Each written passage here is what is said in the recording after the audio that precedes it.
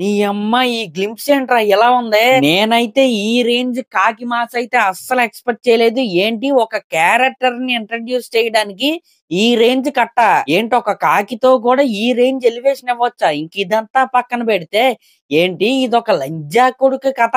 అసలు ఏం మాట్లాడుతున్నారండి? అసలు ఏం తీశారో మీకైనా తెలుస్తుందా?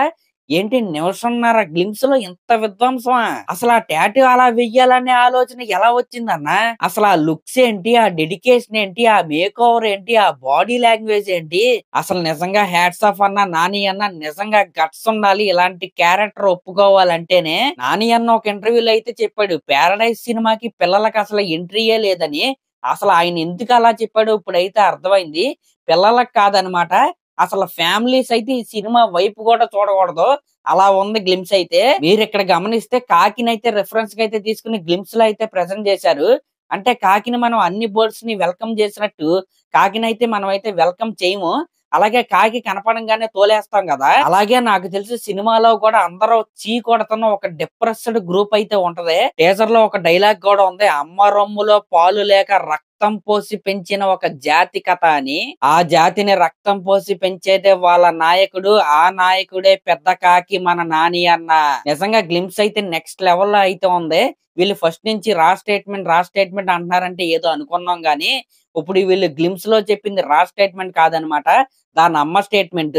ఇంకా ఈ గ్లిమ్స్ మొత్తం చూసిన తర్వాత, ఇంకా కాకి బ్యాక్ డ్రాప్, ఆ నాయకుడు, ఇదంతా విన్న తర్వాత నాకేమనిపించిందంటే, ఈ ది ప్యారడైజ్ అనే సినిమా నాని యొక్క సలార్ అవ్వచ్చు, లేకపోతే కేజీఎఫ్ అవ్వచ్చు, ఆ సలార్ వైబ్స్ అవ్వచ్చు, లేకపోతే కేజీఎఫ్ వైబ్స్ అవ్వచ్చు, కొట్టొచ్చినట్టయితే కనపడుతున్నాయి. ఎందుకంటే సాయం కోసం ఎదురు చూసే జనం, వాళ్ళని కాపాడడానికి వచ్చే నాయకుడు, ఇదే అనమాట థీమ్ ఈ 3 సినిమాల్లో కూడా. కాకపోతే బ్యాక్ డ్రాప్ అనేది చాలా కొత్తగా యూనిక్ అయితే డిజైన్ చేసుకున్నారు. మీరు ఇక్కడ చూసుకుంటే ఇది ఓల్డ్ సిటీ బ్యాక్ డ్రాప్ లో జరిగే కథ. ఇంకా నాని అన్న లుక్ మీరు చూసుకుంటే చాలా అంటే చాలా డిఫరెంట్ గా అయితే కనపడుతుంది. అంటే ఇది 1960s 70s ఆ టైంలో జరిగే స్టోరీయే, దీంట్లో ఎటువంటి డౌట్ అయితే లేదు. ఇంక ఈ సినిమాలో వైలెన్స్ అయితే దాని గురించి మాట్లాడుకుంటాం కూడా వేస్ట్. ఇప్పుడే చెప్పేయచ్చు ఈ సినిమాకి వచ్చేది ఏ సర్టిఫికెట్. మొన్న రీసెంట్ గా హిట్ 3 టీజర్ లో లాస్ట్ లో వచ్చిన ఒక షార్ట్ చూసే ఒక్కొక్కడికి మైండ్ పోయింది. ఇంక ఈ గ్లిమ్స్ అయితే ఫస్ట్ నుంచి లాస్ట్ వరకు అలాగే ఉంది.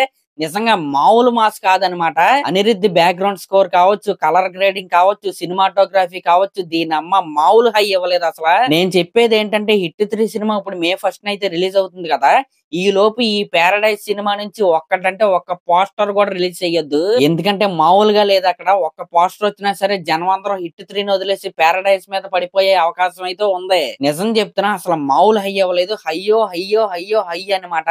అసలు దీని అమ్మ మామూలు హై కాదు అసలు. మరి నాకైతే ఈ గ్లిమ్స్ అయితే పెచ్చగా నచ్చేసింది. మరి మీకు ఎలా అనిపించిందో కామెంట్ చేయండి. అలాగే నా ఛానల్ కనుక మీరు ఫస్ట్ టైం చూస్తున్నట్టయితే సబ్స్క్రైబ్ చేసుకోండి. థ్యాంక్